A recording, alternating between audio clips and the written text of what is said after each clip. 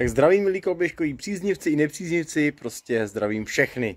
Zdravím přátelé, máme teď jeden den po etapáku a tak jsem se rozhodnul, než ty koloběžky umeju, že vám vlastně ukážu, na čem my jsme jezdili a v jaký konfiguraci, protože kdyby se náhodou někomu takováhle konfigurace líbila, tak u nás v Jeru Garáž Praha jsme schopni takhle koloběžku postavit.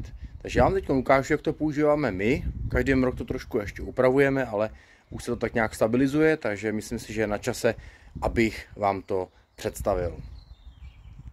Tak, přehodil jsem si to na tu druhou kameru, abyste ty koloběžky mohli parádně vidět, protože tam nemusím je vidět jádro, když je to o těch koloběžkách. A takhle než vzdáleně vám ukážu obě dvě ty koloběžky. Na ty červené koloběžce jezdím já a na ty druhé koloběžce jezdí můj parťák z jedu týmu Jarda Hájek. Jako pozadí jsem teda zvolil vlastně dalšího parťáka a to je ten můj Peugeot Partner. Není sice umytej, ale právě jakoby tím, že ty koloběžky jsou taky celkově docela pěkně zaprasený, mají takovou tu krásnou terénní patinu, kdy se mi vlastně vždycky jako tak nějak nechce ani umejvat, protože prostě je vidět, že na těch koloběžkách bylo ježděno docela v drsném terénu a v drsných podmínkách. Takže když se soustředím teď na tady tu koloběžku jedu Trax Disc červenou, která samozřejmě tu si můžete koupit klasicky v takzvaném sériovém provedení, z krabice postavit a už tak ta koloběžka prostě jezdí parádně, má vlastně, třeba Jarda má tady v tom směru jakoby asi nejsériovější provedení prostě, nebo mezi náma dvěma prostě má víc jako sériový, k tomu se potom třeba taky dostanu. A já se teda soustředím teď momentálně třeba na tu moji koloběžku, protože jsem ji už asi takový 3,5 roku už na ní jezdím opravdu ve všech možných podmínkách. Je neuvěřitelný, co vlastně jsem s ní už absolvoval a stále ta koloběžka drží a vlastně ladím tam jenom vždycky nějaký detaily, jak ohledně nastavení nebo testování třeba nějakých dalších věcí, aby člověk měl zkušenosti, že jo. Takže čím začnu? No, začnu třeba pneumatikama. Pneumatiky, to je takový ten základ pro všechno. Tady třeba jezdím už druhým rokem s přední pneumatikou Continental Race King. Vzadu je normální série Kenda Small Block 8, kterou zatím jsem jakoby nenašel nějakou takovou vhodnou alternativu, která by prostě měla takový ten poměr, za první cena výkon, za druhý to, ty vlastnosti, ty funkce, aby to jezdilo parádně nejen na v tom terénu, ale i při nějakých těch silničních přejezdech, aby to člověka neštvalo, že to prostě najednou třeba nejede, protože to má vysoký špunty a tak prostě, jo. Jinak kolečka, ty jsou kompletně sériový, tak jak prostě byste je koupili v té krabici a akorát, že uvnitř třeba teď momentálně používám takový ty odlehčený duše od značky Tubolito, nebo jak se to říká, nevím, říkám to Tubolito, protože vždycky dělám srandu právě z toho, že to vždycky taky bolí. Poznáte to podle tady těch oranžových ventilků. To jsou tady ty duše, které fungují parádně, vypadají takový jako, říkám, že to jsou takový střívka, jo, ale na té koloběžce dokážou ušetřit až 250 gramů rotační váhy. Fakt je, že třeba přes rok ježdění jsem vůbec nepíchnul a teď za poslední dobu jsem s nima píchnul asi 4krát, z toho 2krát zrovna právě na tom etapáku, jestli se všimli, u té sobotní královské etapy, kdy se mi podařilo opravdu píchnout 2krát to přední kolo. Ale to byla možná spíš smůla, myslím si, že kdybych tam měl jakoukoliv jinou duši, tak bych ji asi píchnul taky, protože to dostávalo docela hodně zabrat. No, takže zároveň teda jako samozřejmě přemýšlím, že budu asi začít, nebo budu přemýšlet nad tím, že bych začal testovat právě třeba bezdušovou úpravu, která bude potřebovat trošku víc věcí k tomu. Tak uvidíme. No. Jezdil jsem vždycky na mechanických kotoučových brzdách, když to mám na ty brzdy. Jezdil jsem vždycky na mechanických kotoučových brzdách, ale letos jsem tam aplikoval ty základní hydraulické kotoučové brzdy od Shimana. Takže je to opravdu prostě, není to nic extra, prostě Jsou to ty nejzákladnější kotoučový hydraulické brzdy, které se prodávají. Máme je v Jedu Garáž Praha taky v nabídce, protože ten brzdný účinek, co jsem tak nějak zjistil, že minimálně teda pro mě aspoň, je úplně dostačující, to dávkování je skvělý, takže to funguje úplně parádně a nemyslím si, krom toho, kdyby někdo jakoby řešil hodně nějakou módu nebo nějaký, že se mu něco líbí víc, takže by bylo potřeba, aby do těch brzd investoval prostě nějaký 5-10 tisíce, prostě ty brzdy fungují fakt superově. Současně tady s těma hydraulikama jsme vyzkoušeli, nebo testuju i pancéřování té hadičky tady v té části, protože tady v té části to vždycky bývá takový problém v tom, že jak je to dole pod tím stupátkem, ta hadice, ať je to teda mechanická brzda, myslím klasická s bovdem a lankem, nebo hydraulická brzda, což je ještě horší ve finále, kdybych ji proříznul, tak prostě už nemám brzdný účinek vzadu, což samozřejmě, když to vedu na závody, tak to o brzdách není, jak se říká, že jo, ale tady zrovna na běžných jízdách se to hodí. Takže takovýhle pancéřování jsme začali dělat i sériové, malosériové v Jedu Garáž Praha, kde je to vlastně naohýbaná trubička, která je natvarovaná tak, jak normálně to vedení tam je. Je to hliníková trubička s vnitřním průměrem 6 mm, s vnějším 8 mm, to znamená, že má sílu stěny 1 mm, což vlastně jakoby na takovýto běžný používání ochrany úplně maximálně stačí. Můžete si to udělat samozřejmě i doma. Já vám to ukážu, jak to tady vypadá. Kdybyste si to nechtěli udělat doma, tak samozřejmě máme to k dispozici u nás. Takhle je ohýbaná, je vlastně vražená potom, co nejhloubš to jde, aby to nemělo tendenci se vytahovat. A vlastně jakmile se tam také naaplikuje, tak tady ta smršťovací bušírka s lepidlem, pozor, musí být s lepidlem, protože jinak by to mělo tendenci potom třeba klouzat. Ona je zároveň perfektně stvrdne, takže vlastně ona to podrží, aby se to jen tak nevyšoupávalo. A další takový zajištění, který jsem potom shledal jako důležitý, protože to už asi 5. verze toho, když jsme to dělali, tak je ještě zajištění tou samou smršťovací bušírkou tady v té části. A to je právě z toho důvodu, aby když se chytne třeba tady nějaká větívka nebo něco takového, tak mi to mělo tendenci stejně jakoby vytrhnout a úplně jako ohnout. Ona ještě navíc, ta hydraulická hadička je taková měkčí, že se prostě dokáže takhle vyboulit a kdyby to se stalo víckrát za sebou, tak by se mohla potom opravdu už nějak víc narušit. Takže tady je to poměrně důležitá část tou smršťovací bušítkou s lepidlem to takhle zajistit. Takže to funguje. V Jedu Garáž Praha máme taky k dispozici tady ten set a můžete si když tak o to požádat.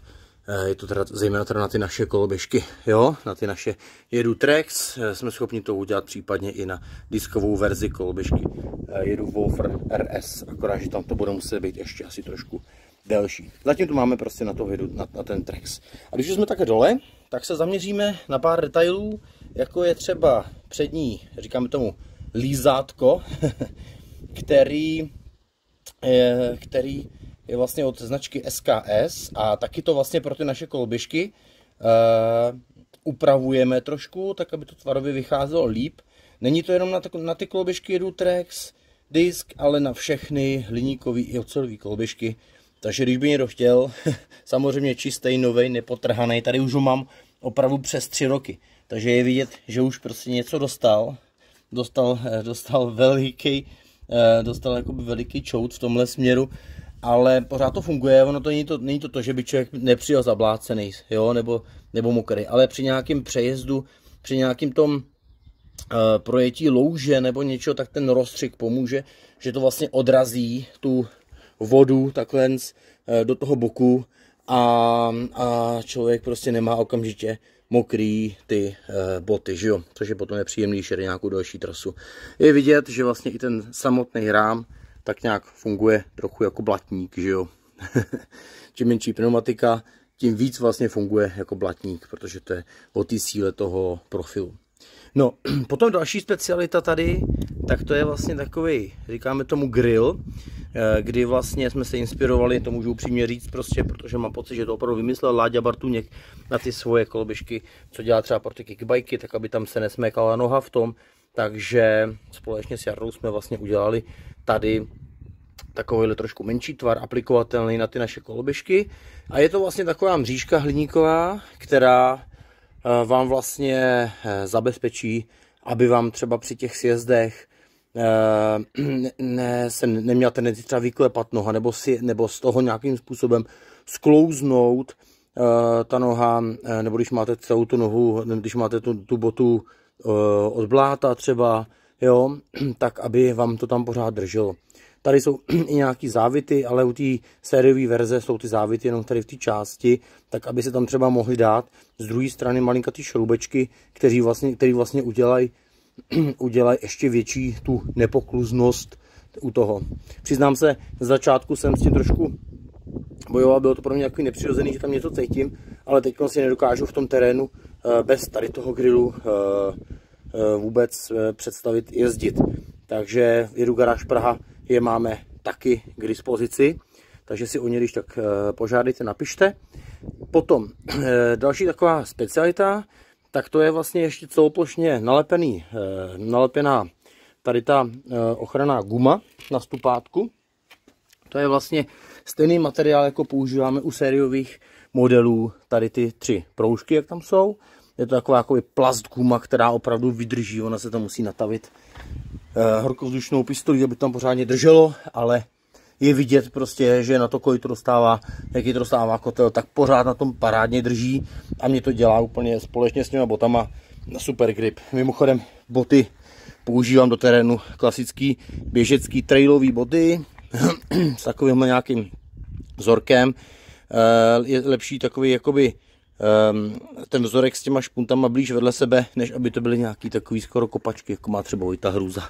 Říkal, že prostě na silnici cítí, jak mu to pěkně promačkává do té nohy. A tady tak. Takže to je o tom stupátku. Takhle celoplošně nalepit stupátko jsme schopni taky. Potom, když už jsme tady dole, mám tady klasickou jeduáckou lahev s klasickým tím naším trešáčkem lahve. Je vidět, jak v těch terénech to pracuje úplně neuvěřitelně, jo, že tam lítá ta lahev, vidíte, jak je ošoupaná, a to byla skoro nová lahev. Aby mi to nevypadávalo, tak tady mám klasicky takovouhle gumičku, jo, kterou bez který by to prostě vypadávalo při těch sjezdech úplně. To je hned, to už se mi to opravdu několikrát stalo, takže bez tady ty gumičky nejedu nikam. Používám ještě jednu, kdyby náhodou jedna mi rupla, tak tady ta druhá je v záloze. Takže vždycky, když prostě jedu třeba do toho kopce, to používám, aby si to mohl během té chůze nahoru třeba sundat, vyndat, napít se a zase vrátit zpátky a fungovat a jet dál. Tady mám potom ještě schovanou pumpičku, která je malinkatá. Pumpička dvoupístková od značky SKS, jo. Ta je taky skvělá, protože je dvoupístková, dobře se drží. To vám potom můžu ukázat třeba v nějakých samostatných videích, kdyby vás to nějakým způsobem zajímalo. Takže to jsme na tom podvozku. Jo, ještě abych nezapomněl, jsme na tom podvozku. Tak, vzadu používám blatníček. Testoval jsem teď blatník, který je klasický sériový pro všechny koloběžky. A pro koloběžky Jedutrex Disc, pro ty diskové verze, vlastně je tam jiný rozdíl, že tady ty blatníčky jsou trošku širší, asi o 6 mm, než jsou klasický blatníky pro ostatní modely. Jinak výstuhy a takovéhle věci prostě jsou stejný. Jediná taková specialita, kterou tady teď třeba mám, kterou jsem tady testoval a kterou taky máme vlastně už v nabídce u některých blatníků, už to bude v sérii, tak to je vlastně takovýhle vystužovák, nebo jak bych to řekl. Je to vlastně takový plíšek, vyráběný na lízdru, na ohýbaný, je to nerezový plíšek, který vlastně zabezpečí, nebo zpevní tu část, kde se ten blatník normálně aplikuje. Ono totiž v této části je tam takový ten malinkatý výstupek na to, aby se zašrouboval, jo, když je to sériová koloběžka, tak je tam ten malinkatý výstupek s dírou, jo, který drží ten blatník. No ale když jede člověk nějaký extrém a ten blatník opravdu dostává velký vibrace, tak ten malinkatý výstupek prostě nevydrží a praskne. No a potom vlastně, když se to stane, tak k tomu se potom používá vlastně takovejhle zesilovák, anebo vlastně to můžeme brát jako opravnou sadu, protože třeba pro blatníky u koloběžek, zadní blatníky u koloběžek Wolfer RS, u těch 28, protože to jsou velký blatníky, a je tam ještě taková ta distanční trubička, a u tady těch koloběžek Trex Disc, tak tam už to bude u toho sériově, aby se to vlastně rovnou zesílilo, aby člověk neměl nějaký trápení s tím, že se mu to ulomí. A když se to někomu ulomí, už jakoby, že to tam nemá, no tak tady tím způsobem to můžeme brát jako opravnou sadu, protože úplně jednoduchým způsobem se to tam dá takhle vlastně překlenout a funguje to dál a je to vlastně trvanlivý. Tak, to bylo něco o kolech, o blatníku, celkově o podvozku. No, když už jsme tady u toho podvozku, tak vám vlastně, než se přesuneme na kokpit nahoru, tak vám ještě ukážu vlastně úplně ten podvozek, který opravdu už dostal obrovský kotel, jak se říká. A ukážu vám, ukážu vám, jak se vlastně má. Takže takovouhle parádní patinu, jak tomu říkám, od toho používání, má momentálně ten můj Trex. Takhle on dostává kotel, to jsou prostě rány od šutráků, od těch neprůjezdných míst, kterých normálně projíždíme. Je vidět, že vlastně to, že tam jsou skosený ty boky, tak to má opravdu veliký smysl, protože kolikrát ty šutry, když to znáte třeba v tom lese, tak jsou blízko vedle sebe, nebo jsou opravdu takový jako Včka prostě, takže vlastně tady tím se to dá krásně projet a věřte, že já ho opravdu nešetřím. Ten nárazník tady tím způsobem není tak omlácený, protože ho vlastně chrání tady ten blatníček, nebo to lízátko, jak tomu říkáme. Ale je vidět třeba, že vlastně to maso přidané na to obroušení, tak je stále ve velmi dobré kondici. Já to teda nemám teď možnost změřit, ale můj takový odhad je, že to má tak pořád ještě možná 2,5 mm masa.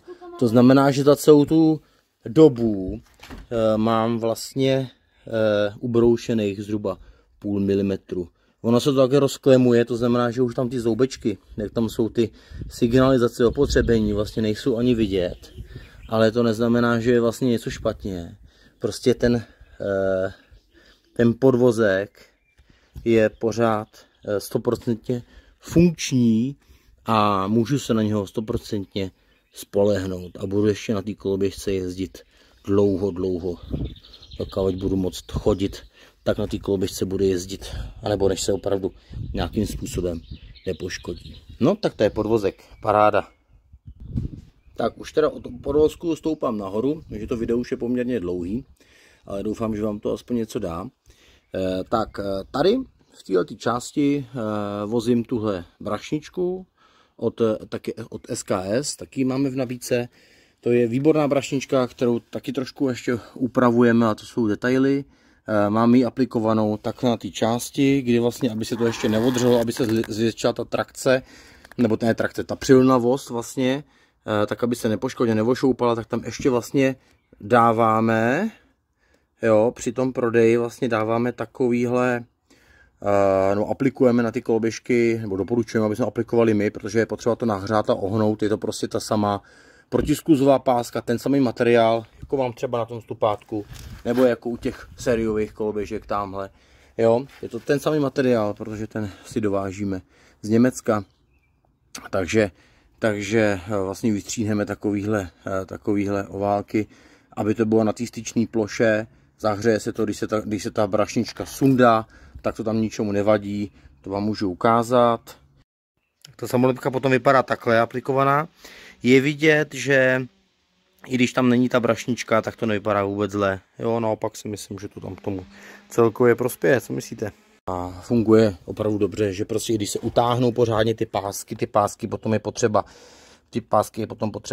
zakrátit, protože někdo to dává až takhle přes to dolů, ale já to doporučuji dát to takhle tu nejkratší cestou, co to je, a pořádně to utáhnout. Takže v té brašničce potom vozím tady v té vnitřní části různě svačinky, gely, třeba toho Flinta, nebo nějaký takovýhle, tady zrovna jsem zkoušel od toho Express Menu, tady ty různé dobroty, jako je paštika, nejvíc mi teda chutnal ten štrůdl, potom ta paštika nebo ten čokobanán byl asi takový poslední, moc se jakoby vytlačuje ven, takže tady to mám, tady v té části. No a tady v té části mívám KPZ-ku, když je to vlastně prostor pro mobil. Může se tam dát mobil do té části a funguje i ten dotyk. Tam mívám KPZ-ku, tady nějaký peníze, zároveň tady teda teďkon v tomhle etapáku jsem tam vezl tuhletu powerbanku, protože ona teda je skvělá v tom, že je za prvý bezdrátová, jo, za druhý se dá právě připevnit sem, jo, to už jsem teď se posunul k tomu, že vlastně já tady mám jenom ten kryt, ale představte si, že to zrovna teď natáčím tím mobilem, který vozím, ale tohle je vlastně taky super držák od SKS, který vám umožní tam také jakoby úplně opravdu pevně zaseknout mobil v obou dvou polohách, když budete potřebovat na navigaci a tak prostě, takže to funguje úplně suprově. Oni se pro některé mobily přímo SKS dělá ty kryty a když nemá člověk mobil, pro který dělá ty kryty, tak se tam dají dolepit třeba na klasický kryt, který má zadní rovný čelo, tak se tam dá ten jejich takový dolepovací, taková ta příhruba, ten držák, takhle přilepit a pak to vlastně používáte klasicky. No a ono to funguje, tady ta powerbanka, ta je super, ona funguje bezdrátově, akorát nevím proč mě u toho mobilu, i když mi to prostě bezdrátově umožní nabíjet, tak mi to prostě nějak nefunguje. Nevím, prostě. Měl jsem tam i tlustší ty kryty a nefunguje. A ten se tak nacvakne a vlastně k tomu nacvaknete ten mobil. Tady z boku se zapne to nabíjení a ono vám to začne nabíjet. Prostě. No, mě to nenabíjelo, tak jsem to měl strčený sem tady v té brašně a odtaď jsem si to natáhnul vlastně tady tím USB kabelem do toho mobilu. Takže jsem pořád musel myslet na to, když jsem ještě zároveň chtěl natáčet videa nebo fotit, tak jsem to vždycky musel se vrátit zpátky, což mě tak jako by zdržovalo. No, ten držák, tady třeba od toho SKS má zároveň ještě možnost dalších takových adapterů, kde vlastně tady v té části já mám ještě přidaný na ty závody navigaci od toho Garminu. Jo, ta funguje taky dobře. Já jsem, abych to měl nějaký zároveň takový jako záložní, no, prostě, jo, že vlastně tady mám ten mobil s tou navigací, kde mi tam jede vlastně ta trasa, co je uložená vlastně na trasování na mapy CZ, a tady mi to jede buď taky, anebo si tam použiju ten výškový profil, to jak třeba v některých těch příspěvcích na Facebooku jsem tam fotil, tak ten výškový profil, abych viděl, kolik energie, nebo co mě čeká, kolik energie si mám na to vynaložit prostě a kdy se můžu těšit na sjezd. Takže to bylo takhle a funguje to fakt parádně, mě se vždycky zároveň líbí jako takový ten kokpit, jako mají ty dakarské motorky, prostě jo, to se mi vždycky hrozně líbilo, tak to mám trošku prostě udělaný v té koloběžkové podobě. No a u toho kokpitu už asi skončím v tuhle chvíli, protože vlastně jedná se o klasický sériový řídítka, které jsou součástí krabicové verze, jedu Trax disk a představec to samý, je kratší představec, ten krk je vejš u té sériové verze, aby člověk měl trošku jiný postoj než u klasického Traxe třeba, takže je to trošku vejš, nic jsem tady v tom stěnu neměnil a ani mě to nějak jakoby neláká měnit prostě po těch stovkách kilometrech, co jsem na tom už jakoby najezdil. Jediné, co jsem si tam třeba vyměnil oproti té sériové verzi, tak jsou vlastně tady ty gripy, jsou to silikonovo pěnové gripy od ESI, ta střední velikost, jsou různý typy, takže ESI gripy chunky a vlastně teď jsem si tam přidal tady ty klasické boční rohy, které používáme mimochodem i na koloběžkách, jako sériové verzi na koloběžkách jedu Wolfer a Wolfer RS, máme je teda v nabídce i jako samostatně, takže kdyby někdo chtěl dokoupit takovýhle doplňky k tomu, tak to vůbec není problém, jenom nám dejte vědět. No a taková to poslední věc, samozřejmě nějaký rukavice to potřebujete, že jo, to si můžete si koupit kdekoliv, přilbu, tak používám od značky Spiuk, používám ji na silniční verzi. Teď jsem tam používal třeba tady tu čepičku pod to, protože mi prostě lezl pod do očí, pak to hrozně pálilo, v těch sjezdech se mi lil ten pod do očí, zároveň jak jsem měl asi rychle, prostě tak mi slzely oči, já jsem potom neviděl, tak jsem musel zavřít ty oči a pustit brzdy, abych byl dole co nejrychleji, aby si to mohl potom otřít, že jo.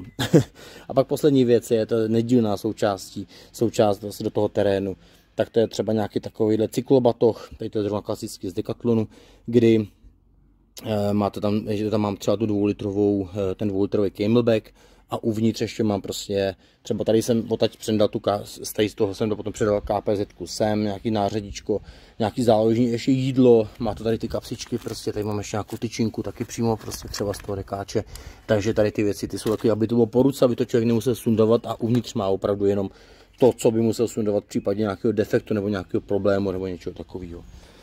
No, přátelé, tak to je asi všechno. To je asi všechno. Jestli jste se někdo dokoukal až do konce tady toho videa, tak to teda jako vás obdivuju a zároveň si toho vážím.